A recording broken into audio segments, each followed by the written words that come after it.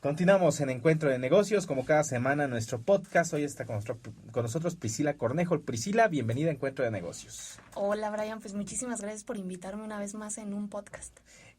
Pues cuéntanos hoy de qué nos vas a platicar en el programa. Hoy vamos a hablar de innovación abierta. Yo creo que son pocas las personas que manejan este concepto, pero es muy importante que conozcamos. No sé, para darte la idea, la innovación abierta es un concepto que yo acabo de conocer y que se me hizo muy interesante y vamos a hablar de eso. Interesante porque no lo había escuchado, te voy a ser sincero, la parte de este concepto de innovación abierta, pero platícanos de qué trata. Bueno, la innovación abierta es un concepto global. Okay. Que la gente que conoce este término pensaba que nada más era como centrado a las empresas multinacionales y empresas muy grandes. ¿De qué se trata esto? Las empresas manejan prototipos y tienen sus ideas. La esencia de su empresa tiene un registro de marca, tiene derechos de autor y es lo que le da el plus a esas empresas. Por ejemplo, Microsoft, que tiene toda la paquetería de Office y al final del día es un algoritmo que está registrado y que es un secreto industrial, digámoslo. ¿Qué es lo que pasa? Hay empresas, por ejemplo, en China, que modifican este paquete de Office, le modifican ciertas partes al algoritmo y tiene la misma función que Office, pero ya es de otra persona y que hace generar utilidades. Sí, literalmente como una especie de copia, exacto, digámoslo así. Por eso luego de repente vemos, más que nada aplicaciones, hablando por ejemplo de Office, de que existen programas similares al Office con un procesador de texto, hojas de cálculo para hacer presentaciones, etcétera, porque existen, o sea, esta parte en la que otra empresa ya lo hizo, pero los pioneros fueron obviamente Office en este caso, ¿no? Exacto. Por ejemplo. Puede ser Apple. Sobre todo Apple ha tenido mucho cuidado con esta parte del secreto. Es importante porque las empresas le tienen miedo a la innovación abierta. Okay. Son pocas las empresas que han empezado a hacerlo para aprovecharlo, no como verlo como una amenaza. Entonces el término está muy interesante. ¿Por qué? Porque no surgen las empresas grandes. Realmente las que lo están desarrollando son las startups, como un método de captar mayor recurso. ¿Será como, por ejemplo, Google con Android, que lo ha hecho con su código abierto para permitir que algunas empresas le modifiquen algo de su código para adaptarlo a su producto? ¿Podría ser también así más o menos igual similar? Podría ser, fíjate que estuve buscando como ejemplos de esto y realmente hay una empresa que se llama Seguros Andalucía. Esta empresa está, tengo mi modelo de negocios, modifícatelo y me lo vendes.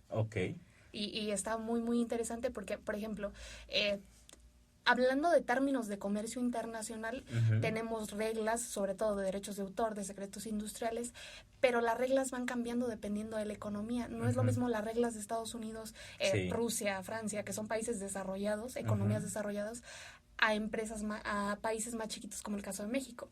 Por ejemplo, en el caso de China podríamos creer que es un país, una economía completamente desarrollada, pero no, está en los de crecimiento.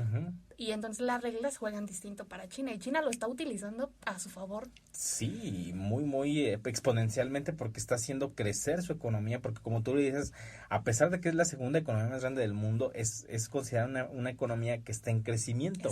No es una potencia económica como lo puede ser Estados Unidos, a pesar de que pues están casi a la par de potencial económico y militar, pero las reglas juegan distinto porque se le considera un país que está netamente en desarrollo. Y esto a veces puede ser una amenaza hacia las empresas familiares que tienen un secreto. Yo no me imagino a Bimbo contratando una especie de este tipo. ¿Por qué? Porque es un secreto muy, muy bien cuidado, Coca-Cola. Entonces, habla, por ejemplo, seguros de que están confiando. Y es una buena táctica porque no lo ves como una amenaza y lo desarrollas como un beneficio para ti. ¿Sabes modificar el algoritmo? Véndemelo a mí mismo para aprovechar los mismos beneficios de esa modificación en favor de la empresa creadora.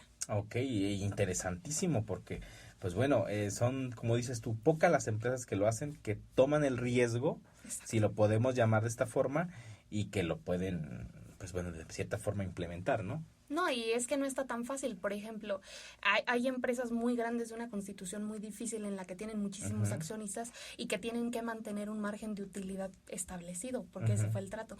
Entonces, si tú te arriesgas a modificar tu producto en base a a esta innovación abierta, puede ser que las utilidades bajen y no te puedes arriesgar a eso. Hay empresas públicas, en el caso de Estados Unidos, que no pueden tomar este tipo de decisiones y está más peligroso. Entonces, lo más común que lo van a utilizar las startups. Sí, y que, como lo hemos dicho, hay algunas empresas de tecnología que sí lo están haciendo, que, por ejemplo, viniendo el caso de Huawei con el bloqueo que le querían hacer con Google, que querían bloquear para que ya no utilizaran, o sea, Google ya no le iba a poder proveer de Android a los teléfonos, y que los chinos se movieron para poder, de cierta forma, como tú lo decías con Office, tienes el Office, lo modificas y lo cambian, y hicieron algo similar con su sistema operativo que ya es propio de ellos, pero que tiene una similitud con Android, porque bueno, al final de cuentas las personas se han identificado con un sistema operativo que es sumamente visual, y que muy interactivo, y que buscan con esa parte de código abierto poderlo realizar. Exacto, es buenísima toda la idea. ¿Por qué? Porque no pierdes clientes, consumidores al final del día. Entonces creas algo que con lo que ya están familiarizados y obtienes utilidades a partir de eso. Así es. Pues, ¿algo más que desees agregar, Priscila? No, pues interesantísimo el tema. Igual cualquier comentario que nos quieran hacer nuestros los que nos escuchan en su casa. Y nos vemos aquí la próxima semana. Claro, ahí en la página de Encuentro de Negocios. Estamos en YouTube, Spotify, Google Podcast, Apple Podcast, TuneIn.